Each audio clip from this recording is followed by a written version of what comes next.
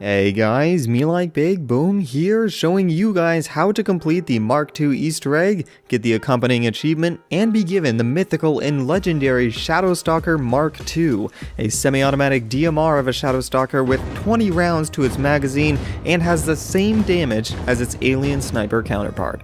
This Easter egg was added earlier today in the Halloween update for Unturned and is a multi-step process that requires a lot of running around, guns, and ammo, and a little bit of skill too. Now, I currently can't make much sense of the storyline behind this Easter egg, perhaps that will be saved for a later date, but for now I can tell you that it is associated with space pirates. It sounds weird, I know, but it's just space pirates, okay? You'll see, alright? Now the first step of this Easter egg is to make sure that you've completed the quest from the doctor lady where she wants you to collect research capsules. Now this is actually one of the more difficult quests available on the Liberator, and if you haven't completed it, here are the locations of the research capsules. They are in the dead zone, so you'll need a gas mask and some filters, and the research capsules themselves look like this. They're small little pink battery looking things. Now it will take you around 2 filters to collect them all, and once you have done that, give the capsules to the doctor lady to complete the quest, then ask her if she found anything in those capsules. She will tell you that she hasn't even scratched the surface, but she did find a Scorpion 7 keycard and gives it to you as a souvenir. Now this next step is optional, though I would recommend doing it because it's actually really cool. So head on over to the St. Petersburg metro tunnels during the night, it must be night by the way, very important, and act like you're completing the Soul Crystal Easter egg. Head over to the symbol at the end of the collapsed tunnel, press K to open the area chat window, then type Anastasia to open the door.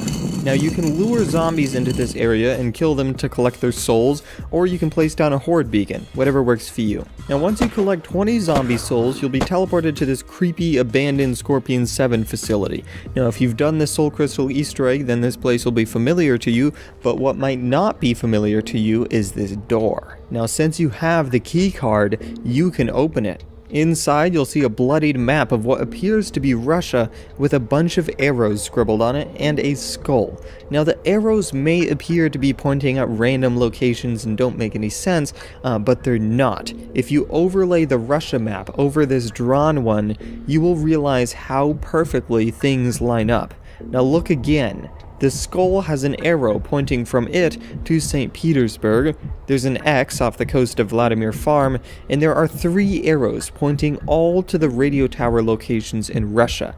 The arrow pointing at the western tower starts at Kiev, the arrow pointing at the southern tower starts in Moscow, and the arrow pointing at the eastern tower starts at Yekaterinburg. Now all of this is extremely useful information, but don't worry about remembering it all, I'm doing that for you. To start, let's take a skull and 5 bones and put them in St. Petersburg like the map said. This was the most difficult part of the Easter egg without assistance because you have to find tiny little bones scattered all around Russia. It wasn't very enjoyable, but that's why this video's here. Now to start, let's get the easy one out of the way. It's the skull. It's sitting on a scale on the counter across from the scientist on the Liberator. Pretty simple there. Now the next items are bones. Now there are 5 of them and they are located at Nordvik Farm, Camp Kazan, Moscow, Zavad, and the Stonehenges between St. Petersburg and Kiev. Now at Nordvik Farm, look inside the well right in front of the farmhouse. The bone is sitting on the ground inside. In Camp Kazan, the bone is sitting in the blue and white boat, and Moscow's bone is at the bottom of the collapsed subway entrance by the Triumphal Arch. Now in Zavad, it's inside this tank right here, the 3rd one in the row, and the last bone is sitting in the middle-ish area of the Stonehenges between St. Petersburg and Kiev.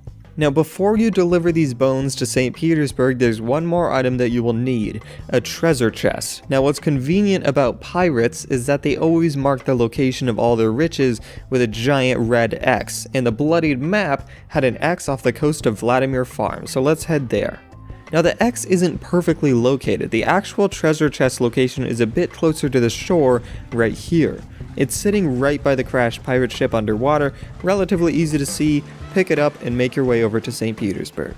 Now there are 2 ways of looking at this map's mention of bones in St. Petersburg, and both are correct. One is that they want you to put the bones right next to the soul crystal so you can summon a pirate spirit to take you somewhere other than the Scorpion 7 place. The other is that it's a sign saying that St. Petersburg is where you are going to die. Now, to make sure that you don't die, bring a lot of ammo and medical supplies, a lot of all of that. Now, once you have all your gear, take your bones and your skull and your chest and put them down in the glowing spots beside the soul crystal. From here, you're going to have to capture some more souls, so lure some zombies or put down a horde beacon, whatever works, but once you collect 20 zombie souls, you'll be teleported to a different location, this time in a horrific gladiator arena in Scorpion 7 with nothing but you and a massive fire-breathing, acid-spitting, rock-throwing, ground-pounding, electric-zapping pirate zombie inside. So I wish you good luck. He seemingly has twice as much health as a regular mega zombie, and using the skills you hopefully learned from killing the individual zombie bosses, you should be able to identify which move he is going to use so you can prepare for it. So if he reaches for his mouth and acid is pouring out, be ready for him to shoot acid. Or if he squats down like he's going to jump, prepare for a ground pound, stuff like that. Now once you have killed him, you'll see a poof of his soul in red dust and stuff, and you'll be teleported back to Russia. This time you'll notice is that there are 3 multicolored mini soul crystals around the bigger soul crystal. One is purple, one is yellow, and one is green. If you look at the achievement picture, you'll notice that it has 3 lines, purple, yellow, and green. Lastly, if you look at the map, you'll notice that the arrows are pointing to all 3 radio locations. Now, I think you guys get the idea. Pick up those soul crystals. Now, because the arrows start at specific locations, we're going to the arrows' starting locations instead of the radio towers themselves. So to start, the Western Radio Tower's arrow starts at Kiev. Head there, and at the bottom you'll see a spot where you can put the soul crystal. Once again, you're going to have to collect souls, so round up some zombies or put down a horde beacon. The soul crystal will disappear once you have collected enough, and the radio tower will now be powered. Head over to the Western Tower and activate the control box at the top. Next is underneath the Triumphal Arch. You'll see a spot for your soul crystal. Collect souls and activate the Southern Tower. Lastly, you'll need to go to the graveyard in Yekaterinburg. Place the soul crystal here to collect souls for the Eastern Tower. Once you've activated this one, you're set. All 3 beams meet in a central location to create a massive vertical white beam just south of Moscow. Now from here, I think you know where to go. This is essentially the end of the Mark II Easter egg. Go on over and claim your reward. This time it's very special. Now, aside from getting that Mark II achievement that everyone's been wondering about for the past few days, you'll also be given this insane Shadow Stalker Mark II, a semi-automatic Shadow Stalker with 20 rounds to a magazine and very low recoil. It also doesn't have any bullet drop at all like the original Shadow Stalker, and it can still destroy walls and vehicles like the original Shadow Stalker does. It is extremely powerful, almost overpowered, but to combat that, you get 20 shots, and those are the only 20 shots you will ever get.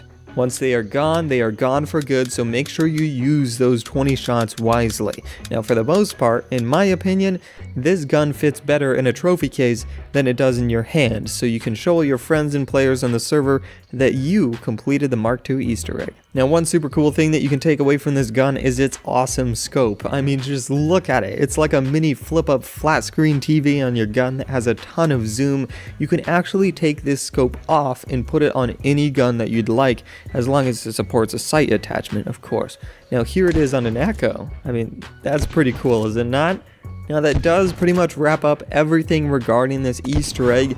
This is really cool. I love it when Nelson does these kinds of things to Unturned. It adds a ton of value to playing in single player or alone with friends, and it also is an interesting story to learn about too. Soul Crystal achievements, Mark II achievements, I'd love to see more of this in the future. How about you guys? I'd also like to give a massive thank you to viewers of my Twitch stream earlier today. It was absolutely insane, over 3,000 viewers, and just like the last Easter egg, I definitely would not have been able to figure this out without your guys' support.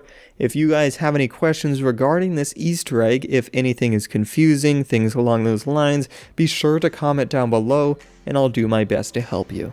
Anyway, that's all I have for now. Thank you guys so much for watching. Make sure to rate, comment, subscribe, and do all that gibberish because me like Big Cool is out.